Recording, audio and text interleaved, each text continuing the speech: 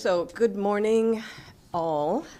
Again, we want to be respectful of the most important people who are here early. Welcome to this session, Enabling Remedy Strategies for Effective Implementation of IFC and MIGA's Interim Remedial Action Framework.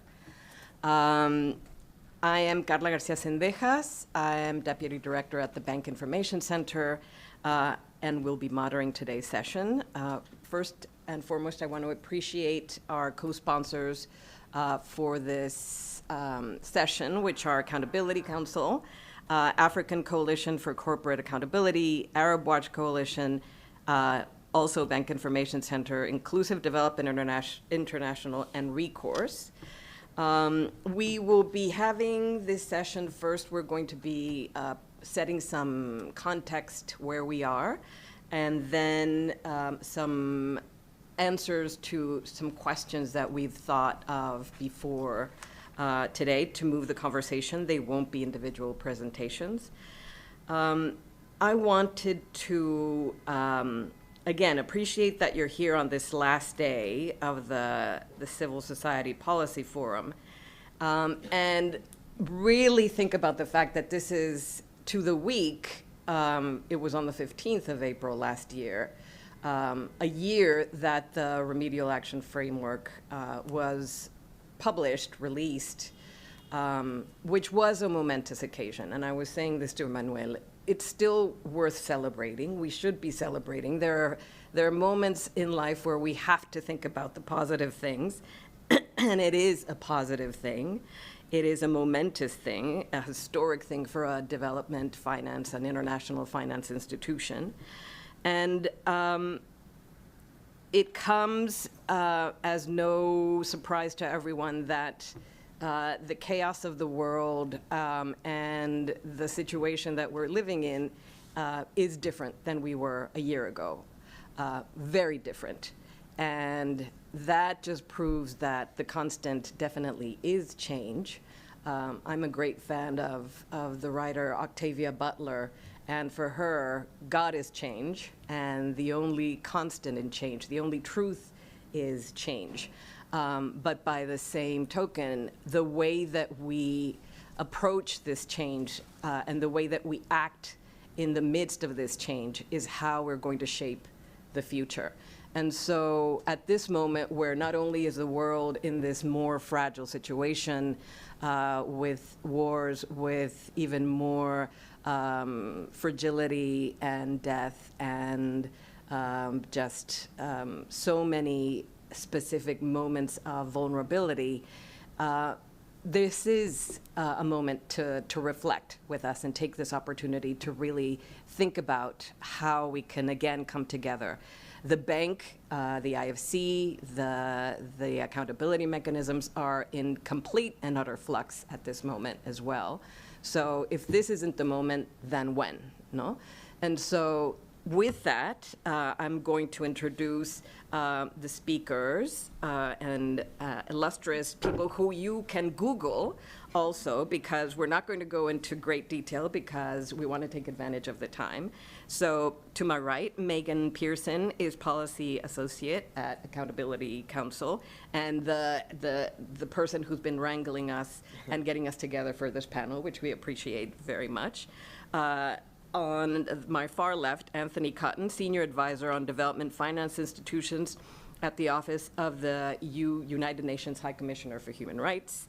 On my far right, Natalie Bugalski, Senior Legal and Policy Director and co-founder of Inclusive Development International. And just to my left, Emmanuel Boulet, Senior Manager or Head? Senior Manager of Stakeholder Engagement and Grievance Response at the International Finance Corporation. And we were reflecting on this also yesterday, that we've been on these panels many times before, discussing remedy, discussing accountability, discussing specific cases. So today what we really want to do is do a check of where we are, why we got here again, and see how those lessons and the lessons that we're learning today are taking us into the future. So to start, we're going to Megan to remind ourselves about that famous remedy gap and what that means and what that is. Thank you, Carla. Good morning, everyone. So just to jump right into it, accountability mechanisms at development finance institutions have been proliferating over the last 30 years. And so 30 years later now, we're able to see that even though these mechanisms offer communities a process for filing complaints, and they often confirm the harms that communities are experiencing, they've rarely seemed to produce meaningful remedy for those communities. And this is something that communities and their advocates, including some of the people sitting here at this table, have known anecdotally for a long time through our case experience. But now we've actually, Accountability Council, in partnership with others, have done a study using the database of IAM complaints that we maintain, as well as interviews with communities who have used IAMs to get a more systemic look at the long-term outcomes of IAM processes. So our question was essentially, are IAM processes resulting in meaningful remedy for complainants? And the answer we found was yes, communities are getting remedy through these processes, but not nearly enough compared to the scale of the harm.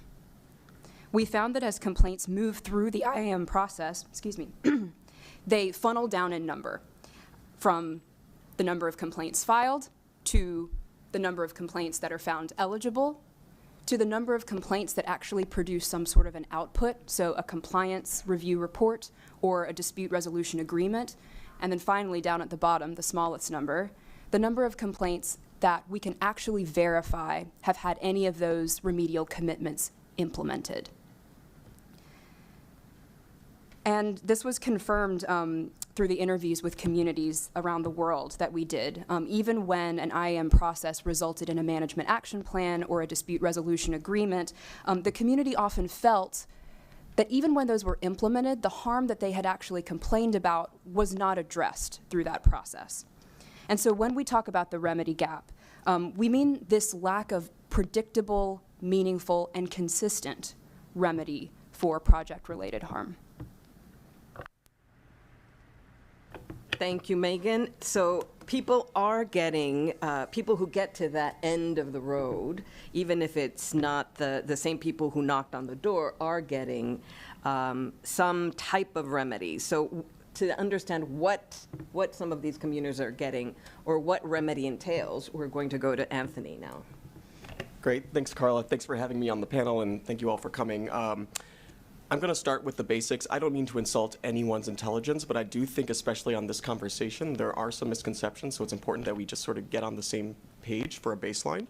I think we all know DFIs have mandates to support development and to do no harm, and yes, despite best efforts, sometimes negative environmental and social impacts occur, and so remedy is just about addressing those negative impacts and figuring out solutions. So generally speaking, clients have the primary responsibility for managing those risks and these impacts and for implementing and funding remedy to address them.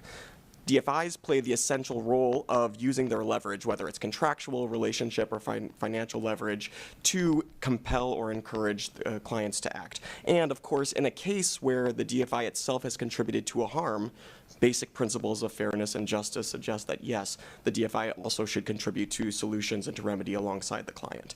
So if you've contributed to a problem, you should contribute to the solution, right? That's what remedy is about. Remedy is about finding solutions. It's not about blame. It's not about judicial proceedings. It's not about litigation. It's about coming together and figuring out a solution to something that was unintended. So examples of remedy might include restoring people to their land. It might include providing health services to survivors of gender-based violence, commemorations if a sacred site is destroyed, compensations tied to costs of goods and services needed to repair a harm, and also things like commitment to non-repetition. That's what remedy is, but we also find, as I said, there's so many misconceptions about remedy, so I just want to take a minute to talk about what remedy is not. As implemented, it's not about fault or legal liability, as I mentioned. It's not the equivalent of writing a blank check, which is an idea that's out there in the zeitgeist. It does not lead to bankruptcy. It does not negatively impact a DFI's credit rating. It does not need to raise any moral hazard concerns when done right. So most importantly, it's not a zero-sum proposition. When it's done right, it can be a win-win-win for DFIs, for clients, and for project-affected people. And specifically for DFIs, what we found is that having a transparent, consistent, and robust approach to remedy can bring about developmental and reputational benefits, because quickly remedied grievances are far less likely to result in spiraling harms or public relations problems. So I'm going to pause there. There's much more we'll talk about, but all of these points are summarized in our new report, which came out about 3 weeks ago. It's an analytical brief on remedy for DFIs written by my brilliant colleague, Margaret Wachenfeld, and I encourage you to pick it up and read it to get a little bit more background. Thank you. Thank you, Anthony. And so if it's not meant to create the famous risks, why should IFC, why should corporations, which are the clients of the IFC, contribute or get involved into remedy? What is the business case or the arguments? And we're bringing these things up because sadly they continue to be questions or raised as it's still out there. So what are the arguments that we need to give them, Natalie? Thanks, Carla. Yeah. Okay. Thanks, Carla, and Megan and Anthony for your comments so far. So, I mean, just to begin to answer this question, I just want to say first, I'm a human rights lawyer. I mean, my motivation for what I do and my career, my whole career, is the costs on communities of the impacts of IFC projects and the costs that fall on them when they don't, when they experience the harms and remedy isn't forthcoming. But that said, the research is really very clear that a failure to address community grievances early is creating company-community conflict that is increasingly posing financial risk to investment projects. And the research is also predicting that it's going to get a lot worse over the next decade unless there's a change in approach. And really that change should be led by IFC and the World Bank Group. So we know that IFC is increasing its investments and exposure to high-risk projects, including and maybe particularly mining for transition and critical minerals. And we also know that about 50% of projected mining sites for these minerals overlap with Indigenous land. Now that is creating a perfect storm for conflict. So the question is are IFC's E&S risk management systems and the way it approaches harms and the way, where its preparedness to deal, to provide remedy, is it ready and fit for purpose for, the next decade or so that we're going to see with this community company conflict? So what we're also seeing in the research, and this comes from the Institute for Development Studies, is that community conflict around mines is increasing. So between 2015 and 2022, the IDS researchers identified 36,000 mining-related conflicts across 4,300 locations worldwide. And just to, that data set that they were looking at was only English-speaking media reports. So really the numbers are much higher than that. And they found that 2/3 of those conflicts were characterised by protests, blockades and violence, and often led to project delays and shutdowns. And just to say, there's also research that shows that this applies to other types of high-risk projects where there's, land-intensive investment projects in the energy and infrastructure sectors. But because of the energy transition, a lot of the research is focusing on mining. So what that IDS analysis is showing is that community concerns are not being addressed by developers appropriately and early, and so they escalate over time. So what may have been sort of simmering concerns by the communities that could have been addressed by mediation, for instance, providing benefits, listening to them respectfully and dealing with their issues, explodes into outright community opposition for projects. So then we get the protests, the blockades, litigation, campaigns, and these have serious material impacts. And, you know, we see that in our own work. We see how communities sort of fears, concerns, frustrations really harden over time when they're not dealt with respectfully.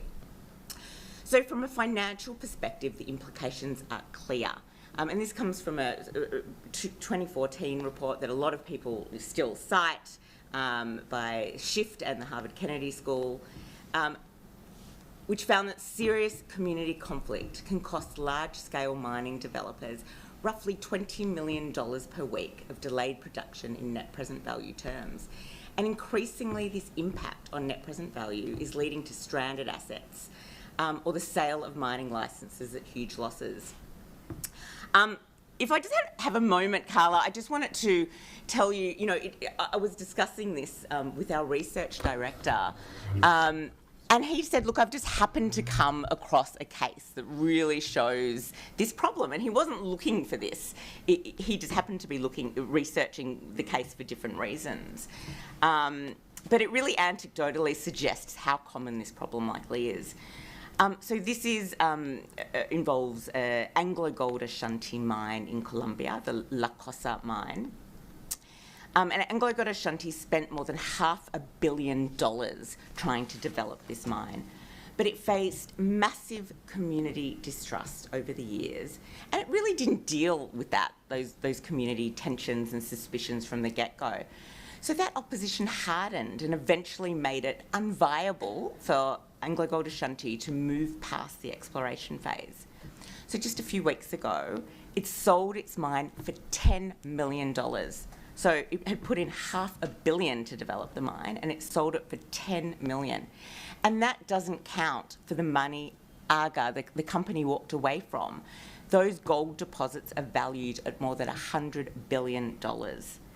And just to say, that could have easily been an IFC investment, because we know that IFC is in fact exposed to AngloGold Ashanti through a financial intermediary in South Africa.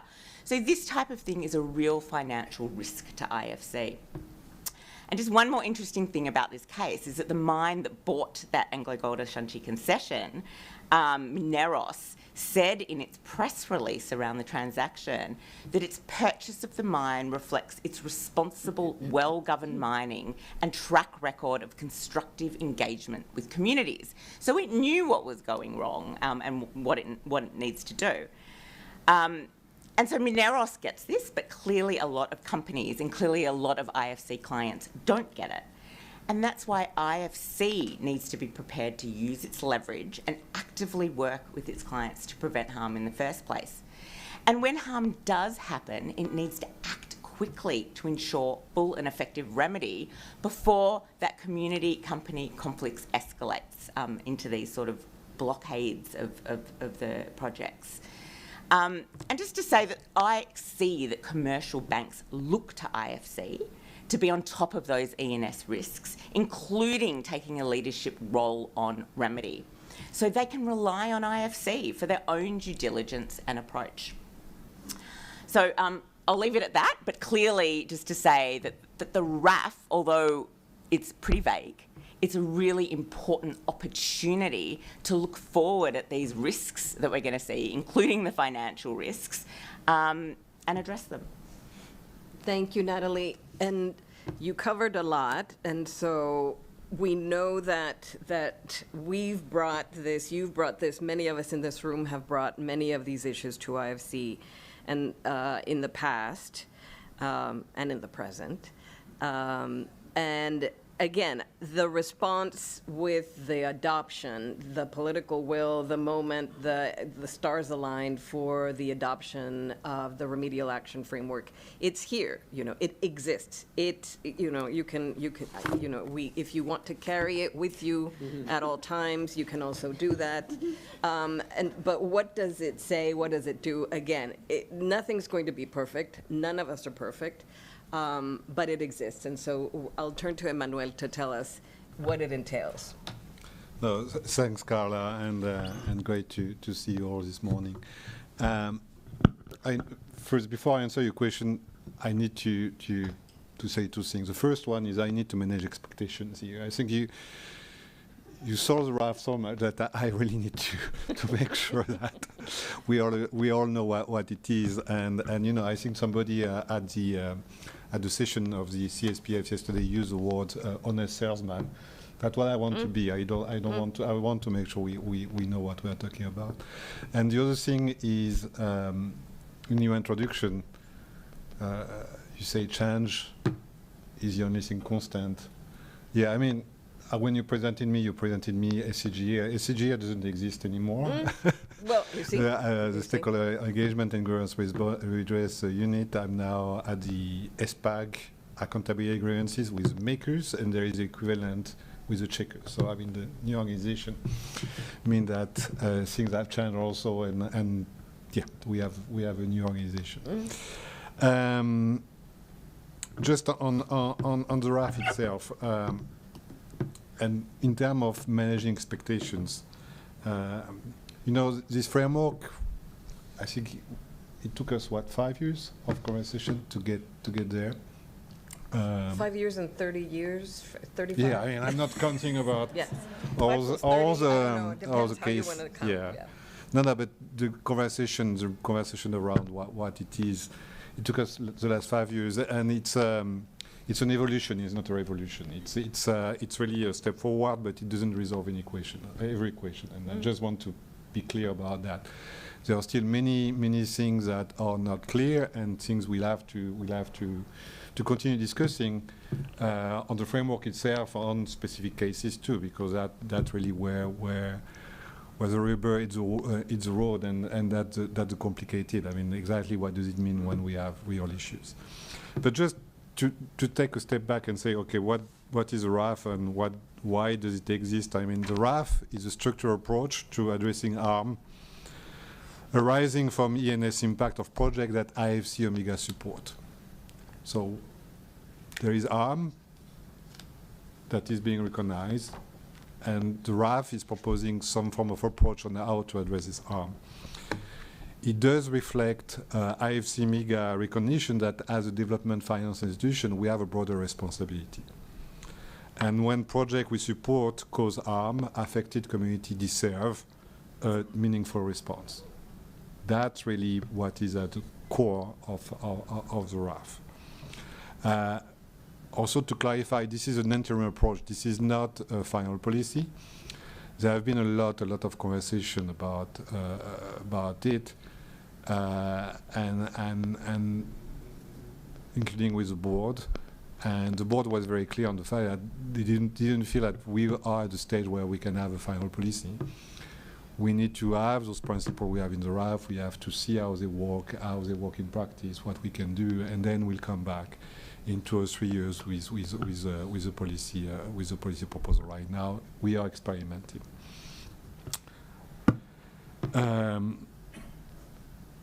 Also, the RAF doesn't change a fundamental principle, which is that IFC, MEGA clients, are the party responsible to provide a remedy. And I know there have been a lot of back and forth, a lot of conversation around that. The RAF doesn't change that. Providing remedy is a client's responsibility. But it defines how IFC and MEGA can use our influence, our leverage, our resources to support the remedial process, even when the client is in the driving seat. I mean, what can IFC MEGA do to support positive outcome on the remedial process? I have many other things to say, but in the interest of time, I'm just going to focus on 2 things right now. That what the RAF says, how IFC MEGA will contribute, or is already contributing. The RAF draw a distinction between 2 modes of contribution. One is influence and leverage, and the other is enabling activities. Influence and leverage, Nathalie mentioned that. This is obviously very important. There is a lot of conversation we are having on influence and leverage in the past, and that's we continue. We can delve in, but into that if there is interest on the conversation. But maybe the innovation of the RAF is more in terms of the second type of contribution we saw, enabling activities. which are how IFC will help, or IFC and MIGA are helping to enable remedy when there is harm. The RAF mentioned 3 of them: fact findings, technical assistance, and community development activities. We are currently implementing these 3 modes in different processes, being dispute resolution, being compliance, being direct complaints. I will be happy to go into more detail about that if there is some interest. Obviously, management action plan at the end of a compliance process, is a major instrument we use, but it's not the only one. It's also, as I mentioned, dispute resolution. I'm very happy to see Knox at the front row here, or our direct complaints processes, which are also good. I'm going to stop here. Thank you. No, don't stop, because I still have questions. There's follow-up questions, because you've mentioned some of the things that Natalie also brought up about leverage and the influence that the IFC has, and you touched on how IFC's already working on this with some DR, dispute resolution or compliance review cases. So if you could tell us how it's being implemented. We know that the pilot phase is 3 years. We still have time, so you know that we want to know everything. So anything and everything that you could tell us. You don't have to name names, but we would love names of cases or people or what is happening and how the pilot is going. How long do I have, Carla? 5 minutes? If you're going to tell us things, I think we will just. None of us. Yeah, none of us would talk. Yeah. Okay, I want to make sure, because I No, heard that some, was the alarm, but ignore the alarm. It doesn't matter. Good, it's good. It doesn't matter. It doesn't matter. I just want to make sure you know it. Doesn't matter. Doesn't No, matter. but the first thing is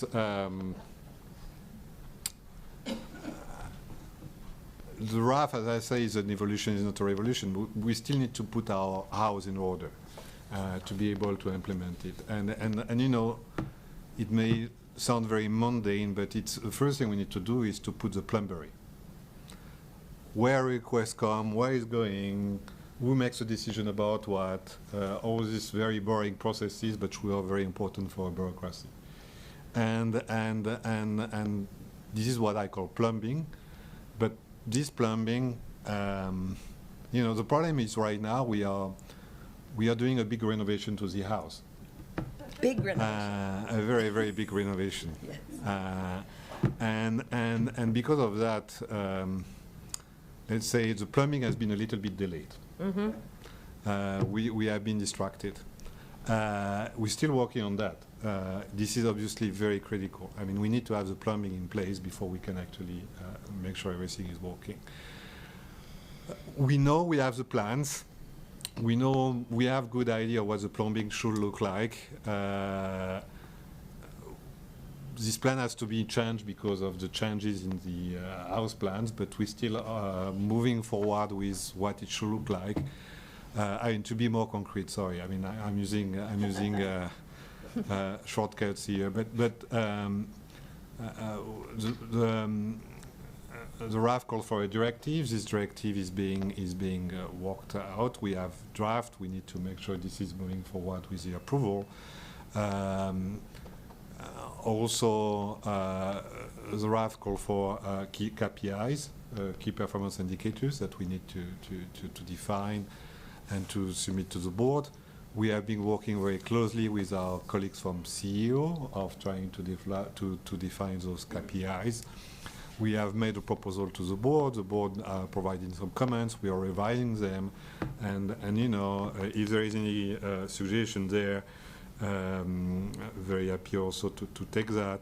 What I want to say on this issue of the KPIs is that the key issue is to strike the right balance between annual KPIs that we can report to the board to be able to show progress and which are meaningful and measurable, but also trying to see how we can introduce outcome-based indicators to inform whether the interim approach is working as intended and to inform the final assessment at the end of the RAF. But outcome indicators, they don't fall out of the skies. I remember yesterday there was a very I think Elena says something about the fact that they want to have outcome, but when they see outcomes, they don't recognize that. We need also to think, okay, what are the outcome indicators? How we can measure them? Who is going to do that? Obviously, CEO will have a very strong role in measuring outcome on CEO cases, but this is not easy. That's what I'm trying to say. So we into this process of the KPI conversation. I hope we'll be able to close that chapter soon and have a KPIs framework approved. But also what will be very important will be the final independent evaluation at the end of the 2 years to inform what has been working, what has not been working. So that's more on the framework itself, but that's obviously, as I say, we need to have our hours in order to be able to operate, and we have been slightly distracted. In terms of actual implementation of the enabling activities, we were already implementing some part of the RAV before we had it approved, and that was particularly in the context of management action plan.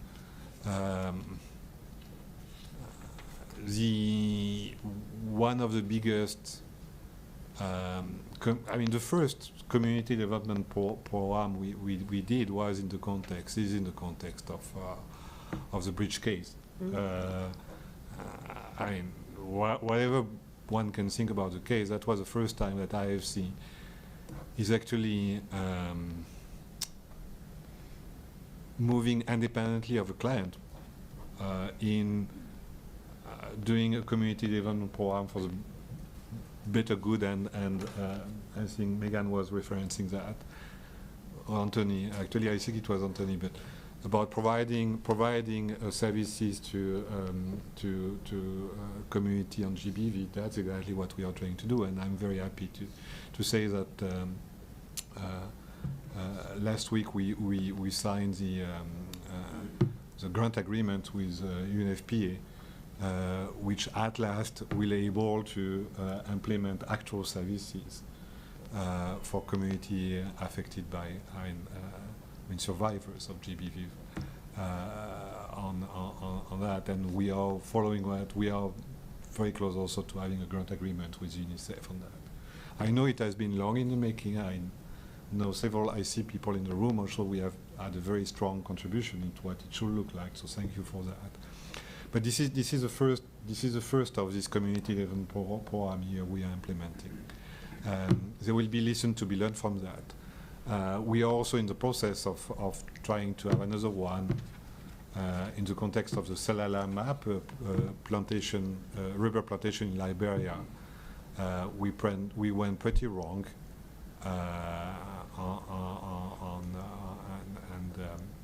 and so we also see how we can implement a community development program there. It's very complicated because we have not had a client for 5 years. Our previous client was bought by a new owner who is also a local company, not a national company. It's not somebody we are having any business with. And the communities are living, I would say, in the plantation. And so to be able to access the communities, to be able to provide GBV services, we will need to get the new owner on board. And that's very complicated because it's not a client. And we, as we are implementing on that, we are already on the boundaries of, first, IFC has a competitive advantage when it's about to talk about client. IFC has no competitive advantage when it's about to do community program because this is not our line of business. So it's already a little bit hard for us, but we are doing it. But in this context where we don't have any partner, it's very challenging. And right now, I'm sorry to report that we have very little progress to report on the implementation because we are trying to find solution which is not easy. And in a way that comes to my second point here, which is, in a way it has been much easier, not in the context of a compliance process, but in the context of a DA process. And the reason why is because there is a structured process already with a DA. There is already there is already a parties, there is a client, there is a complainant, there is a process, and it, in the context of DARE, it has been the party which has been asking us, which is not necessarily easier to implement, but it's easier to define. Okay, this is what we can do, and we can say yes or no. We can, we cannot do. That's what we can do. That's what we cannot do. But it's much easier that being at the end of the road, have a compliance process, which took a long time, and be there without any client, with any partner, and you have to do something. It's very difficult. It has been. I mean, that part has proved very, very difficult. In the context of a DARE, it's not easy, but at least there is a structured process that exists and on which we can plug in. So that's happening because DARE process or confidential process, I don't want to have to take the risk of saying anything. If Knox wants to share anything, very happy, but I don't want to share anything at this point. We have also failed attempt, and I think I see Aaron in the room, I see Natalie and David. We had a conversation the other day about that. In the context of the RCBC case, we attempted an enabling activity. It didn't work. It completely failed. And I think we need also to take listen about that. What didn't work and why? This enabling activity didn't enable anything at the end. What does it mean? How we take listen about that and make sure that as we are implementing more enabling activities, we are able to do better. Let me stop here. Thank you, Emmanuel. I wasn't even looking in that direction, and I know, Natalie, that you have thoughts. But before your response, I wanted to say that the appreciation that this was not going to be easy to begin with. Providing remedy for a community and having a community get an opportunity to engage, to be able to tell you what it is that would remedy the harm, was not going to be easy. But I will commiserate it and say the fact that you are beginning with the Bridge Academy's case is sadly. I mean, it's an opportunity to really jump in, but it is exponentially more complex than, I don't know if we can ever talk about an easy moment, but I think that's not lost on any of us. But with that, I just wanted to go to Natalie. If you wanted to I'm going to change the order a bit to have some reactions to this acknowledgement of this failed attempt, perhaps, or other moments. Sure. On what happens and what is it that those examples with communities look like. Okay. So, I mean, just to say, I mean, maybe I'll just say a few things about the Bridge case. And just to start, it's a very difficult case, very complex, very sad, a highly mismanaged case by the IFC in ways that we don't have time to go into. But I mean, and I do want to give credit for, as you say, Emmanuel, IFC going in there without the client and establishing a program to offer services to survivors of sexual assault and rape at schools that IFC was providing financial support for. Now, that said, I want to make clear that is not a substitute for remedy.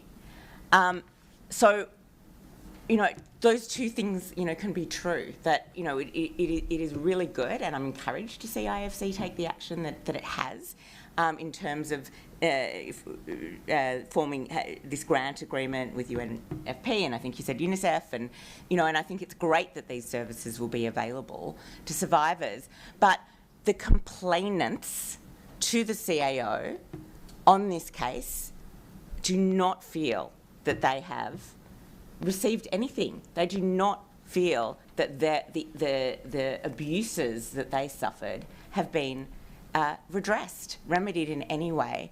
And in fact, just recently, conversations with them, have been really disheartening because, they're quite burnt out from the process of trying to seek accountability and remedy. So those two things can be true at the same time, I think. And I do think it's important as we move forward with the implementation of the RAF that, it's fine to be thinking about contribution to remedy through, well-tailored community development funds where communities are involved in the design of them and have expressed that they feel good about that outcome. But we cannot say that, service provision, certain programs that are set up are okay as substitute for remedy when the victims, the survivors, affected communities, whatever it may be, are not feeling like the issues are addressed. So I just wanted to make that comment on Bridge. Maybe I'll pivot to some where I see IFC having done really good things in a couple of cases, so that Emmanuel doesn't completely hate me by the end of the week. But I'll talk about two cases here, both CAO cases, both financial intermediary cases. That went through DR, dispute resolution at the CAO. So the first is the AngloGold Ashanti case, so the same company I was talking about before, but this time this involved a gold mine in northern Guinea, and this mine led to the violent forced evictions of an artisanal mining community in northern Guinea to make way for the expansion of mining. And we identified an IFC exposure to this mine through a commercial bank in South Africa. And that allowed the community to file a complaint to the CAO, and which we helped them to do with partners in Guinea in 2017. And through a lot of pressure, a lot of work, we were able to get the company to the table in negotiation. So the mediations kicked off in 2018, and it lasted for 6 years. And along the way, we reached several agreements on access to water, on education, on health, etc., a number of issues. And then in 2024, we reached a final comprehensive agreement with the company, which included a multi-million-dollar financial settlement, which was comprised of individual compensation payments to households, and the establishment of a fund for community-led livelihood development projects. Okay. Now, I've made it sound kind of easy, but in fact, it was very difficult to get to that point. There was a lot of work along the way to reach that resolution. But what I want to focus on, of course, is what did IFC do in that case to enable that outcome, to enable remedy?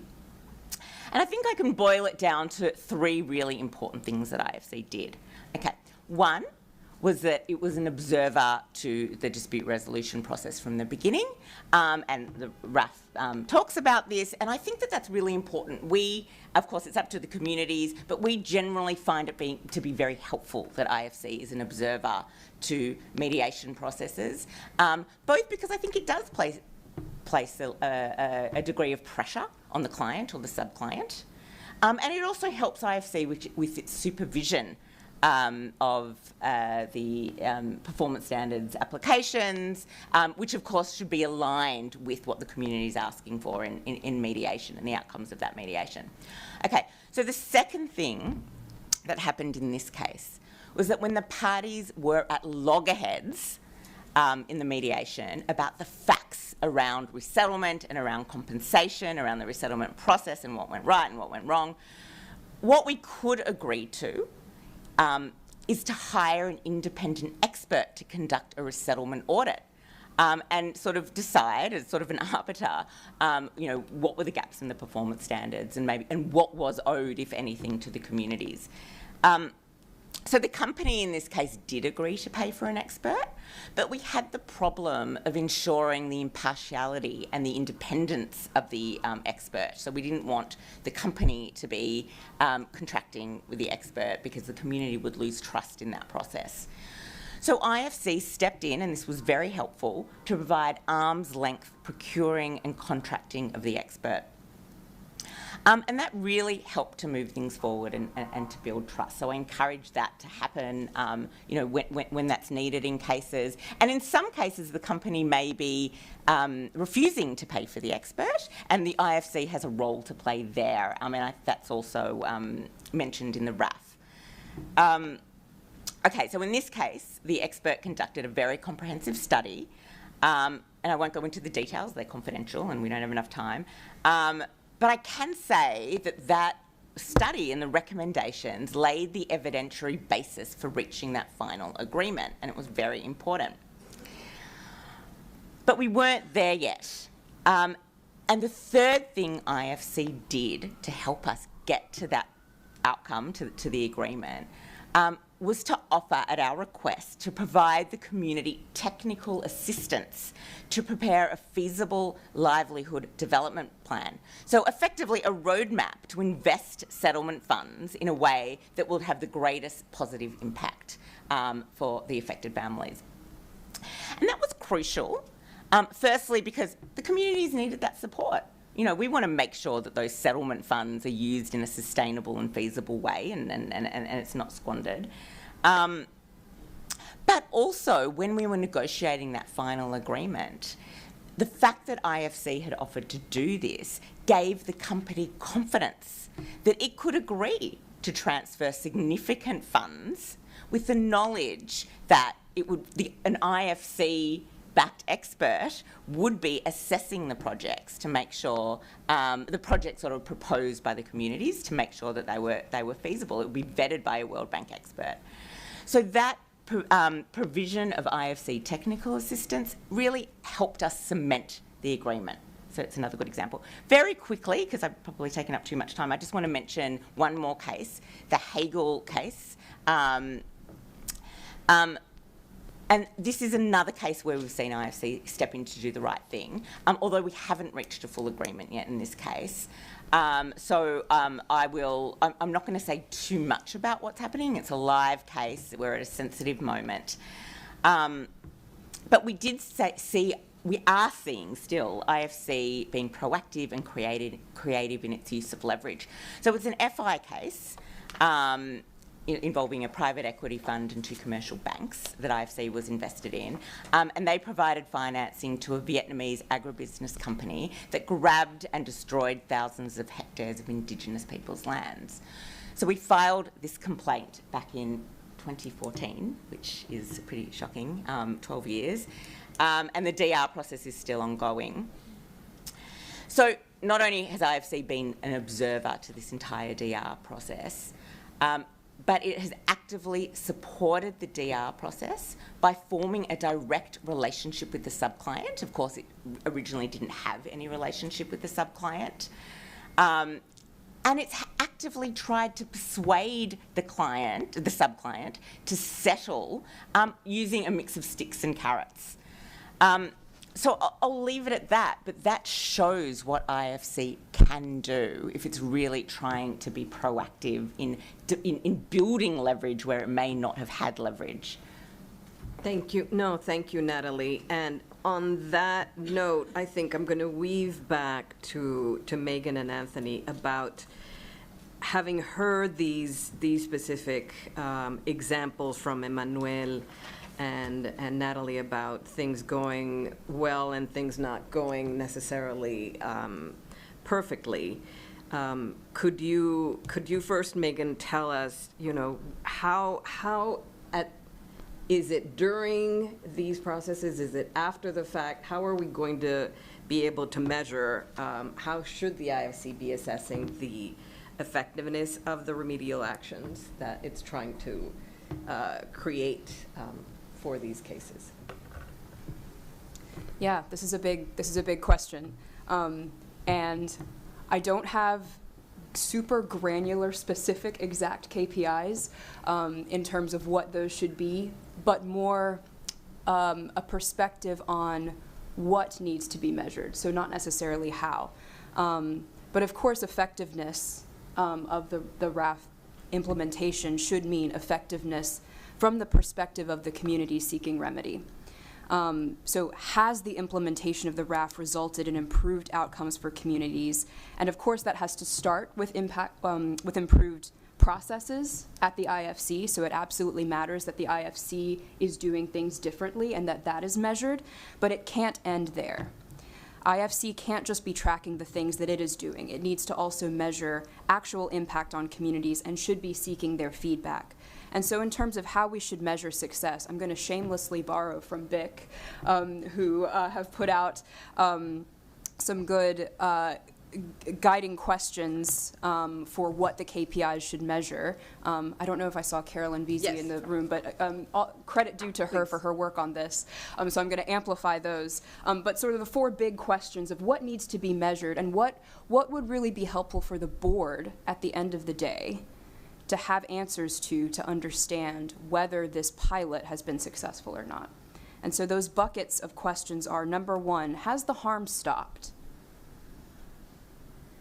So what are we doing, of the things that we are doing differently actually resulted in a reduction of harm and an end to the negative impacts that the communities are experiencing? Number 2, have communities received tangible remedy? And that's remedy that they themselves recognize as being meaningful. Number 3, have the remedial measures lasted? So have the things that have been put into place actually proved to be an enduring solution to the problem that was complained about? And then finally, number 4, have IFC and MEGA and their clients learned from the harm and changed their behavior? So I'll pass over to Anthony because I know you have more to say about monitoring Sure. in general. I'll be very, very quick, and I'll just pull on the last question that Megan raised. We have some thoughts about establishing a baseline and making sure that the KPIs manage effectiveness as well as efficiency and process. I'll reserve those for another time. But on the last point, so I come to this work from 16 years at USAID, where I had the luxury of starting, implementing, and then monitoring and evaluating new initiatives a lot. And so you have a new initiative, and it is going to be tracking some unknown unknowns. We don't know where we're going to be at the end of 3 years, and we're not exactly sure what institutional change is going to be have occurred, and we don't actually know what barriers are going to have been in place. So when you're tracking something new, a new initiative where you're anticipating change but you don't know where it is, there's this really great methodology. It's a bit qualitative. It's called Most Significant Change. And what you do is you have a qualitative assessment where an independent evaluator goes around and has conversations with just about anyone who might be in any way related to the implementation of the RAF. That's going to be staff, that's going to be CSOs, it's going to be clients, it's going to be project-affected people and more. And you ask them a pretty basic question. What is the most significant change that has occurred because the RAF existed? And what you're going to get out of that is some interesting anecdotes, but you're going to be able to find some themes too. And the reason you have something open-ended like that is because you actually, at this moment, don't know what you're tracking. So in addition to the efficiency and the effectiveness, you want to understand what institutional changes occurred, and you also want to ask, what barriers existed, what were in place that led the RAF to be maybe less effective than it could have been? So if you do that sort of qualitative assessment at the end and then capture those learnings, that will be able to inform which pieces and whether and how the RAF is extended or changed moving forward. I'll pause there. Thank you, Anthony. And just so you're prepared, we need you to be at the microphone so we can record, so it could be part of the recording, otherwise we're not going to hear you. So if you want to start lining up if you have questions, we're going to go that probably within the next 5 minutes or less. And on the famous KPI, the key performance indicators, as Megan was saying, and thank you for the plug, Caroline Vesey, who is going to raise her hand, hopefully, has led in the creation of a very useful document that is addressing and proposing some of these questions for IFC and for all of us to be able to think about how effective, how valuable the remedial action framework is being. And just before the questions, I wanted to go back to Emmanuel if you had anything to comment on those. Internally, can you tell us, with these very complex cases, is an institutional memory learning? I mean, this experience, and this happens at other accountability mechanisms, where the bank, the institution, has to be a part of the dispute resolution process. So they are present. So after this experience, could you share internally what IFC is? Is there already some learning that is being documented and being reflected back to the rest of the teams, could you say? And if not, maybe it's no, not yet, I don't know. Yeah, thanks, Carla, for the question. I'm not sure exactly how to answer, because right now we say we are still in startup mode.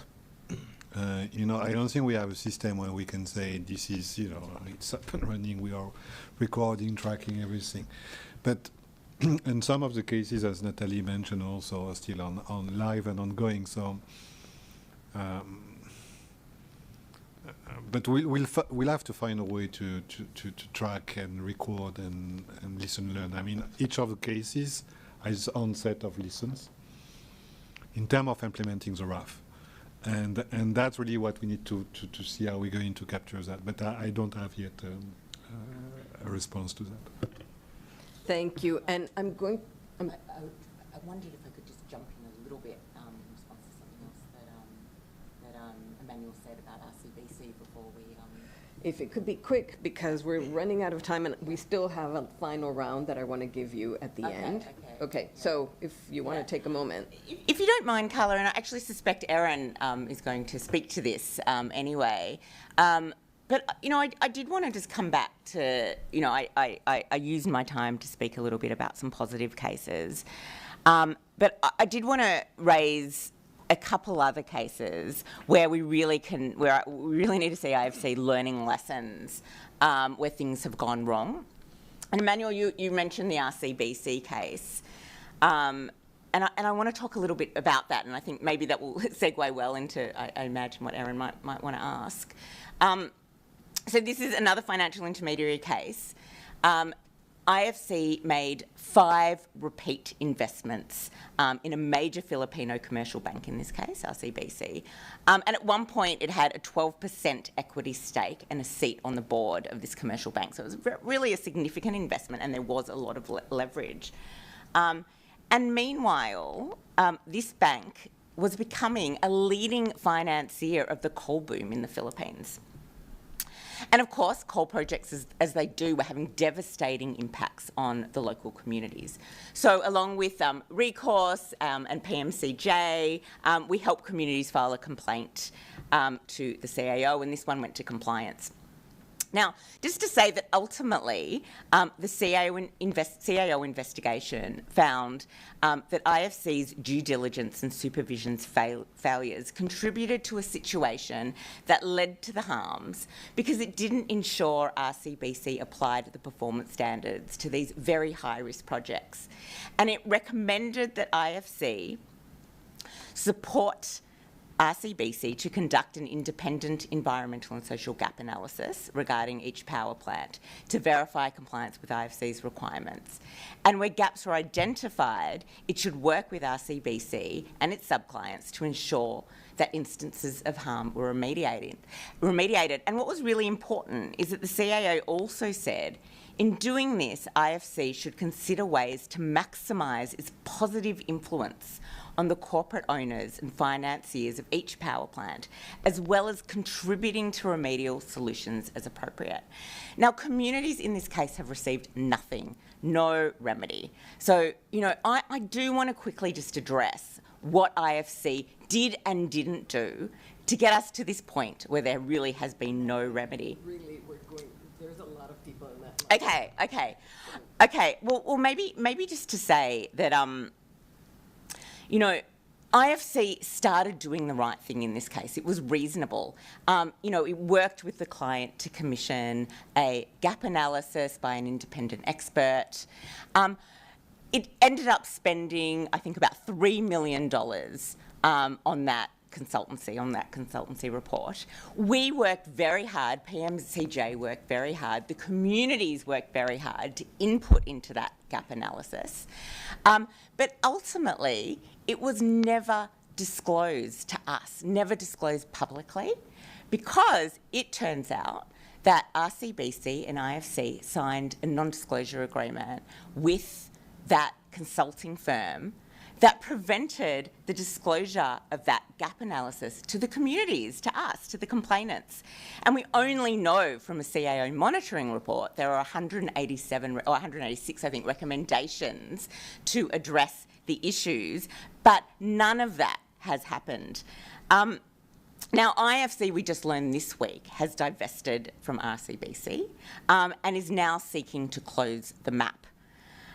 Now, I think it's really important that we look to what IFC can still be doing and should have done, including working as a One World Bank institution, using the One World Bank approach, to engage with the government and the sub-clients to come up with creative solutions to get funds to the communities and services to the communities. And we really want to see IFC continuing to do that work. So, I will finish now, but it's just such an important case to show the failures of the IFC and what it should be doing under the RAF in future cases differently. Go ahead, Emmanuel. And I promise I'm not going to take more than 2 minutes. There's just a couple of things I want to say. The first one is, Natalie, we had this discussion earlier, but the RAF is complicated. Please don't criticize us because we are trying to do something, even if it fails. Criticize us if we don't do something or if we repeat the mistakes. That's my only plea on that. I don't like the outcome of the case. I don't like it. I already expressed it. I think I was in the panel with Aaron 2 years ago where I already expressed that. But we need to learn our lessons. And just 2 lessons I want to draw from this case on our side is that, first, this is financial intermediary, but this is financial intermediary not in the context of DIR that you mentioned before. And when your client is a bank and not the project itself, you're always working through an intermediary. And every action we took, depending on RCBC willingness to pass through project, and what that cooperation broke down, which it did. Our enabling activities could not reach the communities they were meant to serve. And that really a lesson of what does it mean, enabling activities, in the context of AFI. I think we still have to explore that. It also raises a question about what are the boundaries of enabling activities, and we can come back to that. Sorry, Carla. And the last point I want to make in terms of lesson learned is it's about disclosure. We completed the gap analysis, but we couldn't share the finding with the complainants. Not because of NDA, but because of the agreement that was signed between the complainant and the consulting firm doing the studies. That's a very difficult outcome. That's not somebody that we intended, that we wanted at the beginning. And of course, the study were meant to be shared with the complainants. And our lesson learned on our side is that going forward, we need to secure disclosure commitment for clients before we commission the fact-finding, not after. And that's something we already incorporated to the new map we are doing. But we need to learn, listen, and we are trying to do that. Thank you. This is what it looks like when the moderator loses track of what's happening. Sorry, Carla. No, no, no. I apologize. No. And I know that Aaron is next, but this is, and so I just want to point back to the fact that, Emmanuel, you've talked about failures at the IFC already a couple of times, and this is 2026. And when I started working in this space in 2014, that really wasn't happening. We weren't really having these frank conversations then. We weren't even talking about remedy then. It was a very hard conversation to even have.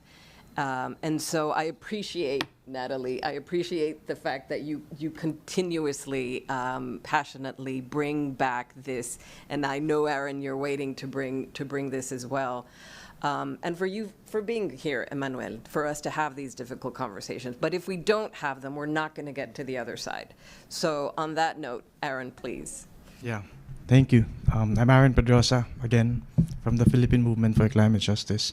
We filed that complaint mentioned by Natalie, straddling two CEO policies, the old and the new. And the new CEO policy makes reference, or rather the RAF references to the CEO policy. Therefore, our assertion, and I know Emmanuel does not agree, is that the remedial action framework should apply to this case, to the RCBC case.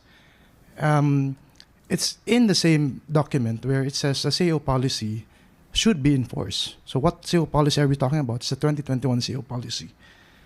But should that not apply? The same RAF says, and this is where we've been urging the IFC to be creative. Enabling activities are expected to be the form of IFC MEGA contribution to remedial action in the majority of cases in which IFC opt to supplement remedial action on the part of clients and other parties. However, the RAF does not preclude IFC from considering and proposing other options for remedial action. Mm-hmm. That is our assertion. Why do you keep on saying it did not work? The policies are there. In your report, you said the maps have been completed. In the CEO report, it says 4 out of 4 work streams are ineffective. To us, the affected communities, the representative of the affected communities, is that you do not seem to work in compliance with the policies. Because the policies are clear. How come you make every justification so that it does not work? Thank you, Aaron. We'll take 3 questions or perhaps more, considering the time, and then I'll go back to the panel. Yeah, sorry, Emmanuel, another question for you, but thank you so much for sharing insights on how this is being implemented. I think it's just really helpful for us. So we know that the name of the game these days is the One World Bank Group approach. And so just a quick question on whether the RAF will apply every time there's IFC money in a One World Bank Group project. It was really great to hear from Maninder yesterday that it will apply to the Bhutan project, the DHPP, for example. So just a quick question on that. Thank you. Thank you, Stephanie. Hello, everyone. Scott Adams with the World Bank Accountability Mechanism Dispute Resolution Service. Thanks for a very interesting discussion so far. My question actually relates a little bit to Stephanie's and to Emmanuel's analogy of the whole house renovation. So working on the public sector side these days, are there any aspects of the RAF that could or should apply if you're looking at leverage and remedy for the IBRD and IDA funded projects? Are there important similarities or differences, things that should be take a different approach on the public sector side that can't borrow or don't relate on the private sector side? So any of the panelists who could offer their thoughts on that would be very interesting. Thank you. Thank you, Scott. Greg. Hi there, Greg Berry from Accountability Council. To me, the RAF is really an attempt beyond remedy, but to encourage and ensure, in fact, the responsible business conduct of IFC clients. The OECD Development Assistance Committee and the Responsible Business Conduct Committee is engaging in an informal working group to discuss ways that development finance institutions can use their leverage to encourage responsible business conduct. The World Bank Group has not been involved. When asked this week why not, they said it's a matter of capacity.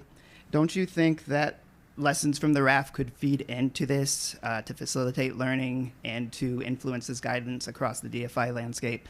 And can you commit to maybe trying to dedicate some resources to participating in that conversation? Thank you. My name is Knox. I manage the dispute resolution team at the CAO. I have one comment and a question for Emmanuel. I think the comment that I'd really like to make is that my observation this week has been that there has been a swell in a conversation about whether accountability mechanisms are about accountability or they are actually supposed to provide accountability and remedy. So I find that this conversation has been very rich to sort of just inform that dialogue, because I think accountability without remedy, as has been shared in this room, really doesn't make any sense.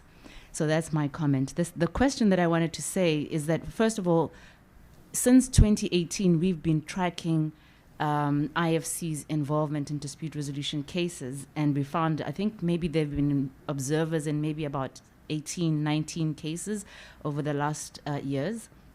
One of our great challenges with the role that they play as observers is that they're not consistently there. Sometimes they are able to attend, other times they are not able to attend. In other situations, they agree to be observers, but they don't come at all. And we understand when we speak to the IFC that one of the big challenges is bandwidth. Usually it's the ENS people who come and they don't necessarily have bandwidth to attend dispute resolution cases for maybe 14 years for every session that we have. Now, the question I have for you, Emmanuel, is yesterday when we were listening to Meninda, he was talking about a reduction of the ENS staff. And so I'm just wondering how this is going to work if we have found that IFC's participation in these processes is so useful and it helps to provide remedies to communities, but we are then reducing the ENS staff. I feel it's going to put a lot more pressure on this process. And I just wanted to know what your thoughts are in terms of the reasons why currently we can't have consistent participation by IFC and what it's going to look like when we have less people that are working on ENS. Thank you, Knox. Gabby? Hi, good morning, everyone. I'm Gabriela Stocks. I lead the compliance function at CAO. I have a lot to say about this panel, but I will stick to one comment, which is on leverage. And it's also sort of a self-interested plug for CAO's advisory function. Doing my job up here. So I think that, I agree with you, Carla. The establishment of the RAF was a watershed moment. And in my view, it's because it created a permission structure for IFC to engage, IFC and MEGA to engage within the institution with its own management, for staff like Emmanuel, to engage with IFC management, to have a conversation about what remedy may look like through the form of enabling activities. And that's been a really important context for this conversation to move forward. That said, I agree with Emmanuel. By the time cases reach compliance, implementing the enabling activities, then the RAF becomes more and more challenging as either the client disappears through exits or as leverage naturally decreases over the life of an investment. Even in the best of circumstances, Emmanuel highlighted the case of Salala. So in the best of circumstances, the establishment of a community development program that will hopefully eventually come to fruition doesn't actually address some of the harms in this case. In CAO's investigation, the harm that was identified was a remedy gap, a financial gap of several $1 million because of underpayment for rubber trees that were cut down when this plantation was expanded. The community development program is not going to remedy that gap. The only thing that would have created remedy in this situation is avoiding the harm in the first place, and that means having adequate leverage during the life of the investment to compel the client to avoid these types of harms. And so I think that one of the really critical components of the RAF is this commitment, IFC's commitment, to explore leverage, to explore new forms of contractual leverage, and to see what more can be done in order to compel client action. So with that, I want to highlight that IFC, or that CIO's advisory function, has just published a new paper on leverage. We hosted a workshop earlier this week, so I encourage you all to go to the website and check it out, and keep engaging in this conversation because it's an important element. Thank you. Thank you, Gabby. And I know that we have 10 minutes, but we heard that there's no other panel coming in after us. So we could stay here all day, Emmanuel, if you wanted to. But what I'm going to do, what I'm going to do is actually two things. First, and I can't believe that I'm doing this, but I'm going to emphasize the fact that we had arguments when the first drafts of the Remedial Action framework were being proposed, and there was such an emphasis on prevention and preparedness, and saying, but we have, we do our due diligence, we have the performance standards.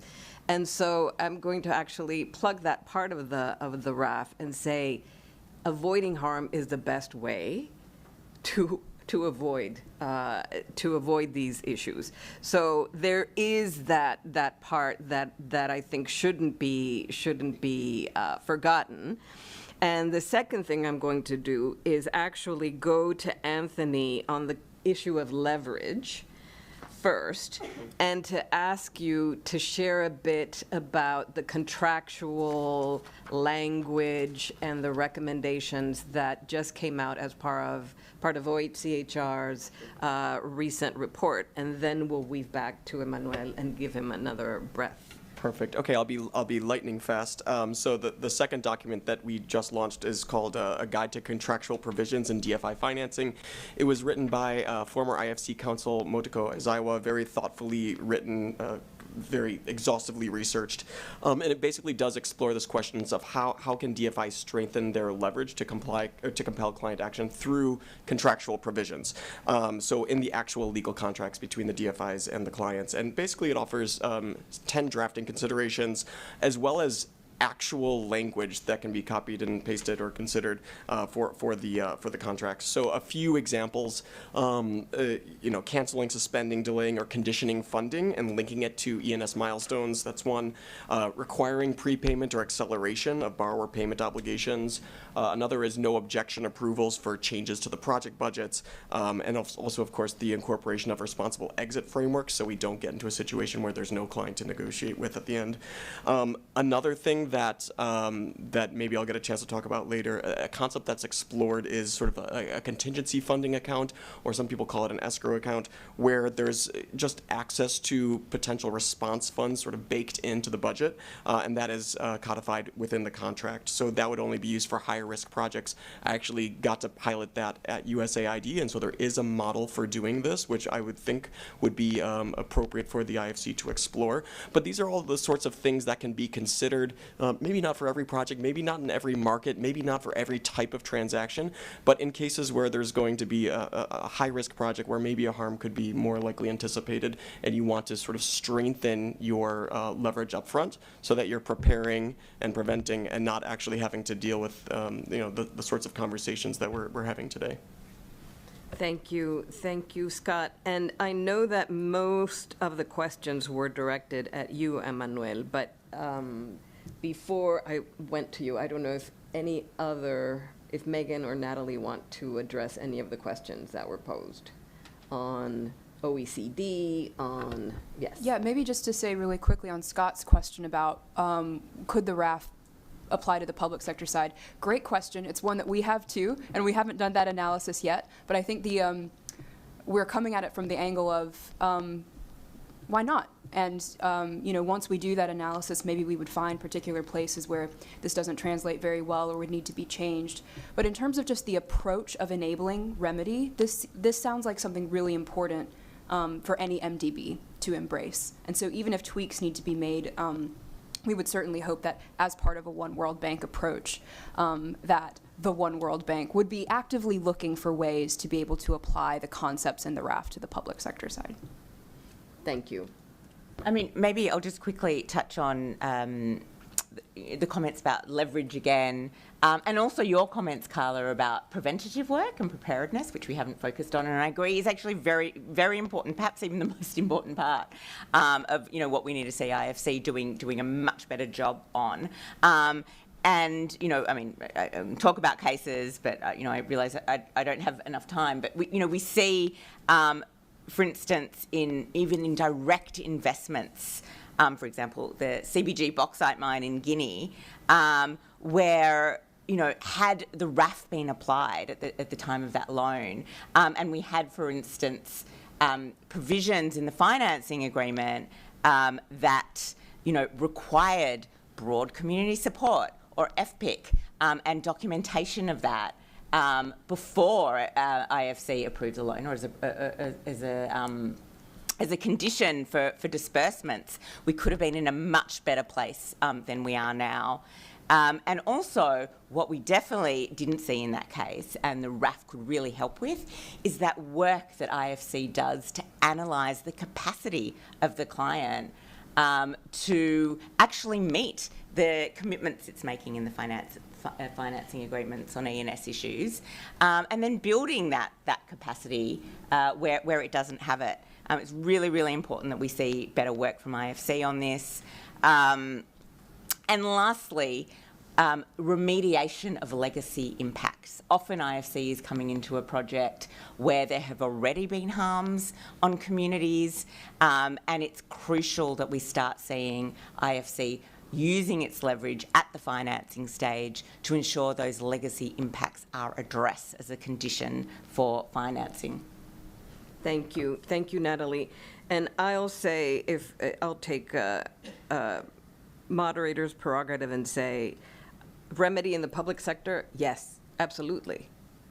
Even Banga has said, yes, there should be remedy on the public and private side. And if he says he didn't say it, he did. He said it to me personally. So, it's, and I just wanted to say that, bringing back to what Aaron was saying about the retroactive issue of can it apply or can it not apply. There are institutions, the Inter-American Development Bank is already doing things and it doesn't even have a remedy policy. And it goes back to the willingness of the institution. It goes back to, is there something that we should do? Is it perfect? Was it, as meaningful? Did it change the world? No, it didn't. But these are the incremental things that we have to do. And if the institution is willing to do them, it doesn't matter if it's written down or if it isn't written down on a policy or a piece of paper. It's about a board member saying to a community member, we're sorry for what happened to you. And that is something that, as human beings, we should be moving toward. So I'll go to Manuel. Yeah. No, I'm not going to respond to. I think you mostly responded to a lot of questions already. On the public sector side, the only thing I wanted to say is that there is a fundamental difference between public and private sector clients. And one of the questions we have to deal with on the private sector is client change all the time. And even when it's the same client, ownership change, and it's very difficult, very complicated. On the public sector side, it's complicated also because government change, politics. But having spent quite some time at the IDB dealing with governance, it's not the same. It's not the same at all. We don't have, you never are in a bridge or a CBC situation where you completely lost a client. You always have somebody you can speak with. May not be the same person, may not be same willingness to do things, but you still have somebody you can speak with and do operation with, and you can try to address whatever went wrong in the previous operation to the next operation. On private sector, you cannot do that. When a client left or disappeared, went bankrupt, you're done. And that's a major, that's in my view the reason why remedy is such important in the private sector world. On the public sector, my sense, it's sorry, I'm speaking in French, but I shouldn't. It's happening in a way, it's happening without even saying it's remedy.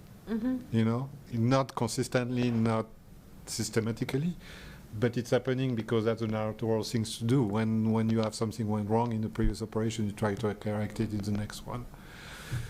In private sector, it's much more complicated because of the nature of the client, and that's the reason why I think this conversation about remedy really came first in the private sector world. But it's a great question, Scott, on that.